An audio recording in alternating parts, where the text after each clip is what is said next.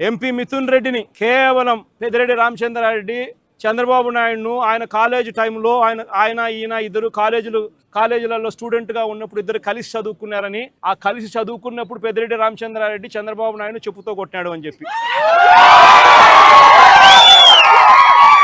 అంతే. పెద్దిరెడ్డి రామచంద్రారెడ్డి చిన్నప్పుడు చేసిన ఆ చిన్న గొడవ చంద్రబాబు నాయుడు మనసులో ఎంతగా నాటుకొని పోయింది అంటే, ఏకంగా పెద్దిరెడ్డి రామచంద్రారెడ్డి కొడుకును ఎట్ట తిరిగి జైల్లో పెట్టాలా, పెద్దిరెడ్డి రామచంద్రారెడ్డికి మనక్షోభ కలిగించాలా అని ఎంత సేడిస్టిక్ గా ఆయన వ్యవహరిస్తా ఉన్నాడు అని చెప్పడానికి ఇదొక నిదర్శనం. కాలేజీ టైంలలో గొడవలు జరుగుతూ ఉంటాయి, కొట్టుకుంటా ఉంటారు. పిల్లోళ్ళన్నా కొట్టుకోకుండా ఉంటారా? పిల్లోళ్ళు అన్నప్పుడు చంద్రబాబు నాయుడు ఉడుకు రక్తంలో ఉంటాడు, మా పెద్దిరెడ్డి రామచంద్రారెడ్డి అన్న ఉడుకు రక్తంలోనే ఉండింటాడు. తపానాలు పీకింటాడు, ఏం తప్పేముంది? ఆ టైంలో జరిగింటాయి.